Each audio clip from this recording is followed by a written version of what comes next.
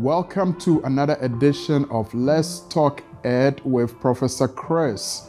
Once again, we're here to help you all experience college and not survive college. Today's edition, we're talking about how not to get into trouble. And just in case you do, where to go to get some help. I have with me today, Dr. Jonathan. John, how are you doing? Hello, Dr. Chris. Great. Well, thanks again for coming. So right off the bat, you are, and I should have mentioned this, that you are the Dean for Student Life and Student Conduct. When I saw the title, I said, this is a very busy man because he deals with student life and he deals with student conduct. Let's start with student life first. What is your role as a student life? Right. Well, thanks for the opportunity. Absolutely. It's great to be here. Absolutely.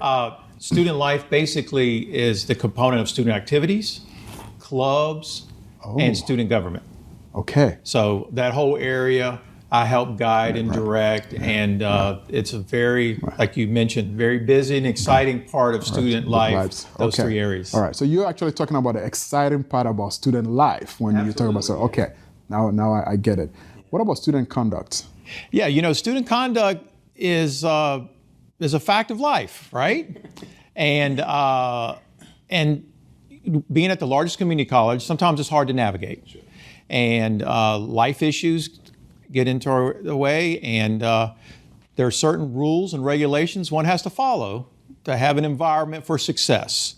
So my role is whenever the school refers a student, a faculty member refers a student, the student comes to meet with me. Okay. Yeah. All right. So we'll get in a little more about the student conduct aspect here. But for starters, what is it that you probably don't think students know that you do as a student, as a Dean of Student Conduct? Well, the most important thing is that even though they're referred to me, my role is to be a resource. Okay. And I know that sounds cliche, but the bottom line is that I'm able to meet a student, we have an issue, but I can help them navigate at the largest community college in North Carolina. In a personal level, yes, one-on-one, just like we're having a conversation now. That's how it works. Perfect. So, because in a student's mind, and I'm actually kind of in the same boat as the department head, unfortunately now, advising is probably, I do a little bit of advising with the students. Unfortunately, the only time I get to see my students is when they're in trouble. The faculty says, well, here you go again, students cheating. And we'll get into cheating here in a second, but I feel like that is not how I want the students to view me, or that's not how I want to meet my students. Do you feel the same way, that the only time you actually interact with them is when they're in trouble? Yes, but the good news is this, and it's probably the same true for you. I've developed a relationship. So I always say this in my one-on-ones. Right. No matter how we met, now we know each other. And now we have a relationship. So now let's be proactive and let's move forward. Can I borrow that? You may take it. That's all yours. That's great. Yeah. That's great. So you do student life, so you probably have more opportunities to see students than I do. So what are some of the fun stuff when you're talking about student life clubs, activity? How are you involved in that? Well, we have a dynamic student activity staff that works in all those three areas. Everybody likes free food and fun, right? So the student activity side of that, we have different events pretty much throughout the year that are standard, that help students get engaged. Love working with student leaders through SGA. So those are some of the top students we have, so that's exciting. And then the clubs. I mean, we have so many clubs. You can always get connected. So basically facilitating those clubs to be able to do their own programming, financing them, that type of thing. Perfect. What trouble are students getting themselves into these days? Life. Okay. And being a student is hard to manage sometimes, right? Right. And we all carry different burdens, and we have to bring them to the classroom. And sometimes those frustrations, those anxieties can come out. And sometimes they come out in a way that's a behavior that can be a violation of code of conduct. Okay. So when I meet students, they're not bad students. It's just something happened. They got frustrated and they crossed the line and violated the code of conduct. And at that point, then I meet with them. All right. Is the process the same way as students, faculty reporting students to you, how's that process work? Let's say a student is misbehaving in class, then faculty just reaches out to, I know that they will reach out to me as a department head, and then I have to kind of fill out a form, but do they come directly to you, faculty? That's a good question. So what we want to be able to do is report. We need to have a reporting culture because we're so large. Right. We can't say as a faculty member, well, somebody else will report a violation or a behavior concern. And there's two distinctions. We can talk about that later. But the bottom line is that every employee of the college has access to report. And it's an online form. But when I get the online form, depending on the report, I will follow up with the reporter. The reporter could be a police officer. It could be the librarian. Okay. It could be a faculty member. Okay. But I will follow up to get further explanation before I meet with the student. Okay. And by the way, just to let you know, these conduct meetings are confidential. So the student knows that they can share in a very candid, confidential way with me. Right, okay. So when let's say a student gets in trouble, do the students know to come to you? Most of the time, the employee, this is usually a faculty member, will say, you need to go see the dean. And the faculty even has the right to say, before we can allow you to come back to the class, you need to see the dean. The reporting triggers some mechanisms in place where I reach out directly to the student. Okay. Say, hey, I got a report. My name is Jonathan Wirt. Okay. I'm the Dean of Student Conduct. I need to meet with you. Okay. Yeah. So far as the trouble that the students will get themselves into, I like to go into cheating. Let's start right from there because that's kind of one of the ways that I know we usually have students go to student conduct. COVID hit and we went virtual with all our classes, and one after the other we're getting different cases about cheating. And I actually did a little promo about not cheating. And for my students, I said, guys, this is the challenge you're going to face if you want to do engineering. Engineering is kind of what I did. Actually, Sarah and I recorded that promo, and I said, this is where it starts, unfortunately, in engineering. And it applies to every field, but more so in engineering. And it could be in medicine if you want to be a doctor. But you start right now, it will catch up to you, unfortunately, in the wrong time. So don't start right now to do it. But it got very, very bad, so we had to address it, and that was one way we addressed it. Unfortunately, we still have students, that get caught, and some we fail them. We also got a lot of notice from student conduct with the process. So I want you to walk us through the product very carefully so students know what a process is. So a faculty reports a student to me, I fill out a form, it comes to you. What happens after that? Right. So keep in mind that the person who witnessed or identified the violation, we're using cheating as an example, is the faculty member. Okay.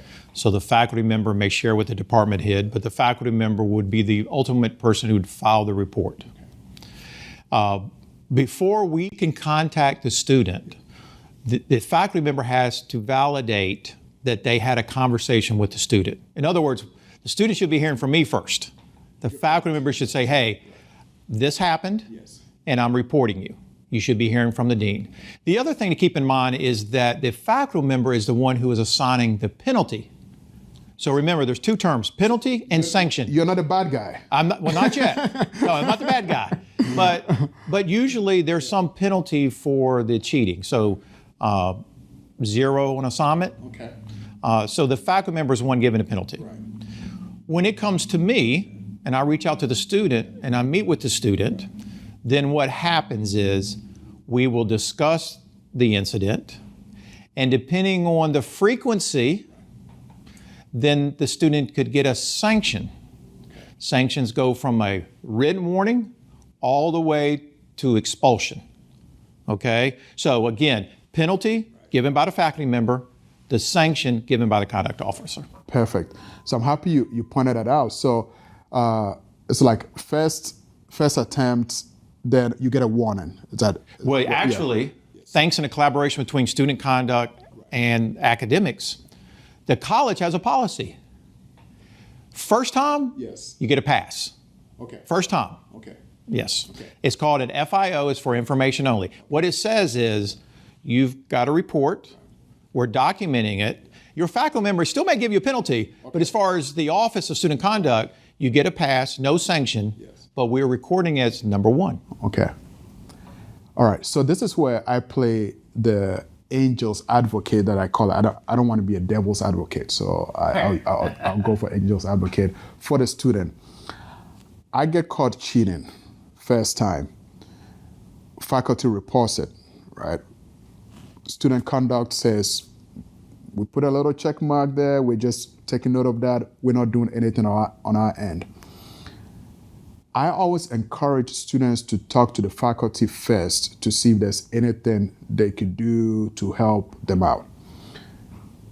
Let's say the student repeats the act second time, third time, at which point the student conduct says, sorry, you're out of here. Right. So we like to be angel advocates too. Perfect. Okay? Yes. And remember, we are trying to help the student understand what took place, and we're trying to help them understand the process. So yes, the first offense, they get a pass.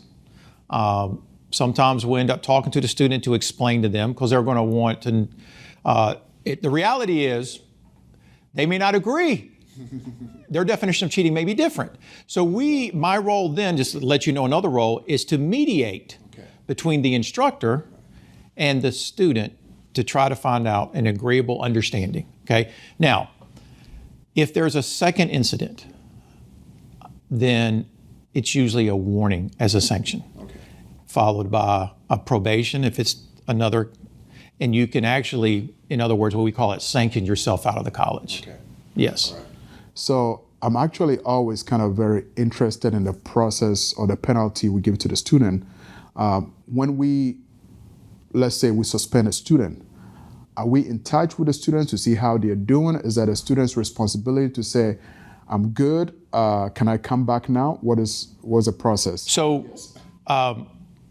the Student Office of Conduct will provide a sanction that can end up being a suspension. Okay. So our office could provide a sanction suspension. Okay. Suspensions can be a half a year, a full year, a variety. Okay. A suspension is from the entire college. So if you're taking 6 classes and you have repetitively cheated in one, you could be suspended and be dismissed from all those classes. It's pretty severe. Pause. Yes. Students, don't cheat, please. I didn't realize this was a long suspension. Not that that's an excuse for you to do that, but this is pretty steep. You missed 6 classes. We're talking a full semester. Yes, and can I add something, Chris? Please. This is I'm glad you're conveying this because we want this to be successful to the students. That suspension doesn't wait till you finish the semester. If that cheating took place the first month and it's a repeat where it led to a suspension, you are suspended immediately, taking an F in all your classes, losing all your money, and then you don't come back for another year. I needed to add that severity to what you're saying. I really appreciate that. So there we have it. This is good. I'm not even sure what else to add to it, but this is very, very serious. If you have this break in your academic life, this is very, very challenging. And unfortunately, sometimes this does not help you come back either. So, okay. I know we've kind of, we dove down a little bit into the deep end here, and I don't want students to think, oh, wow, what do I do? So let's dial it up a little bit. Let's have some fun. If a student is on, before the student goes on that suspension, again, I don't wish this on any student, but if they do, what are the steps? This is what you need to be doing if you want to come back? Is there even a second chance of them coming back from a suspension? Oh, absolutely. Okay. So if a student's ever going to be at a position where they're suspended, they are suspended for a period of time, but they're eligible to come back, which is wonderful, okay? So they could repeat those classes that they may have gotten a withdrawal in or an F. Remember, keep in mind, we're being positive here. Conduct, conversations, and processing is confidential, okay? It's not the end of the world. It's unfortunately, it's come to this, but we can turn it around, okay? By the way, none of this is on a transcript. Okay, keep that in mind. The only things on a transcript are grades, okay?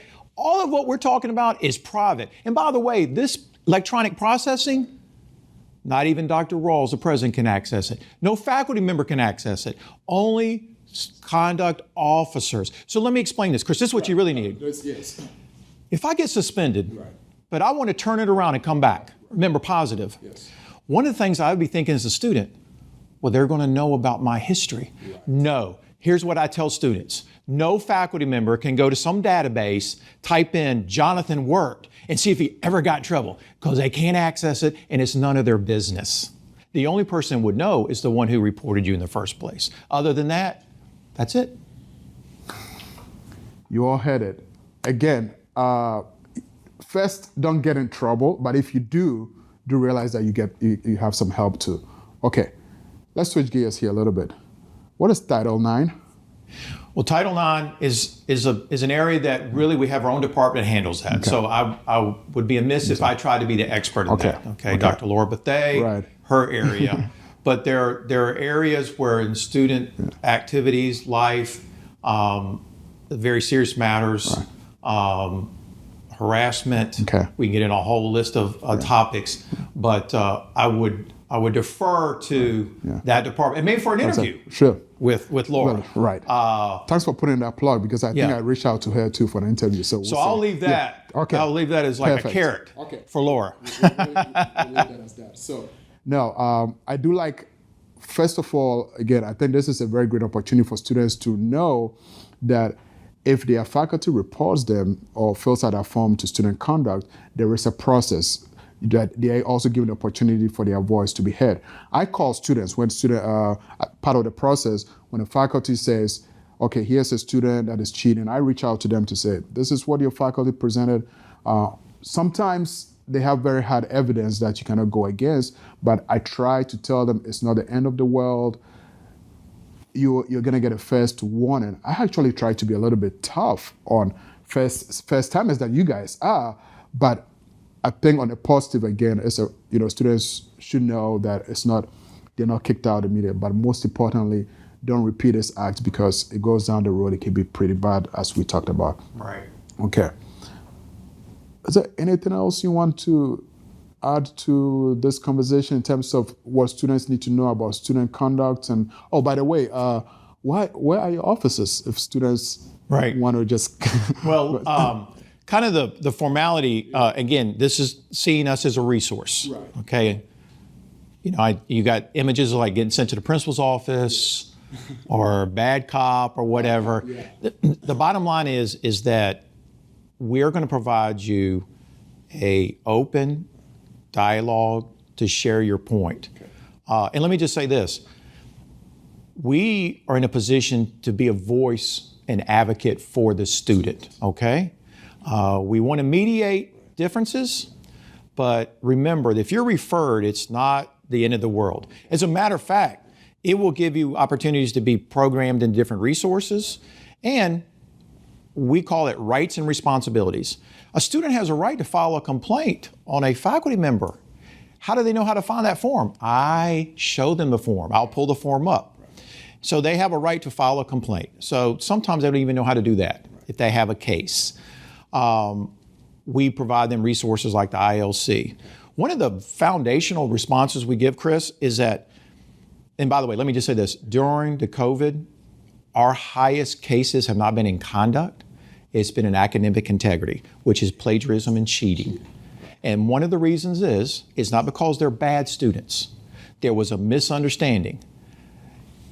The instructor could have said, you do not access this site during the exam. Right. Well, the student either forgot, overlooked it, and they got reported. Doesn't make them a bad person. We just learn from a mistake, and that is why we give the first incident a pass.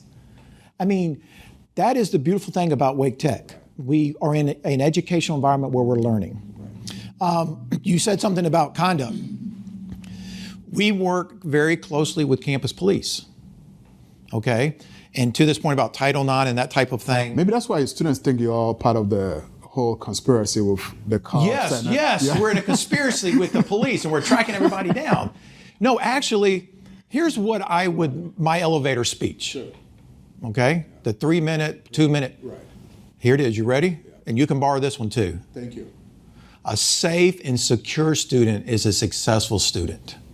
I like that. Okay? Yes. My job is provide a safe, secure environment. I do that in collaboration with wellness, the ombudsman, the ILC, and I know in this culture sometimes, but campus police. These are sworn officers that are here not to give parking tickets or to chase people and get people in trouble. They're here to provide a safe, secure environment for faculty members, but also students.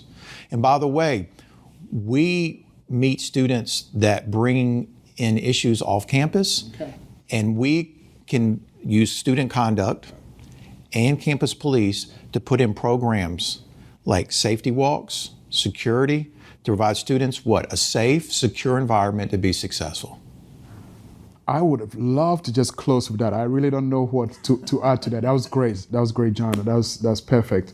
So usually, even though, again, I like that statement you just made, I would like to close on that. I'm not going to close on that because one of the questions that I've been asking everyone that I interview is, what advice or suggestion do you have to motivate students to keep going on in college? I've got it. You ready? Yes. First of all, to all the students, and this is what I say in my conduct meetings. Thank you for choosing Wake Tech. You're at the largest community college in North Carolina, okay? But there's the end of that sentence. We're the third largest community college system in the United States. And I know you have a Florida background, but they don't even rank anywhere near as far as number. California, Texas, and then yours truly. Your students that are listening to this should feel great because they're not only at the largest community college, by the way, there's 58, but we're the third largest community college system in America. That is the type of student we have. That means they've already made the best decision. They've already been positioned. We're going to help them navigate through and be successful. And a conduct officer, an instructor, a librarian, whoever it is, we're all here with the same mission. There you have it. I really can't close it any better than that, students. But just remember, I'm still here for you. I will go to whoever you want me to go talk to. We've done the counselors, we've done the ombudsman. It's a very, very great honor today to have the student conduct. He's not a bad cop. Remember, he's actually here for you. You can go to him when you need the help. Stay tuned. Next time.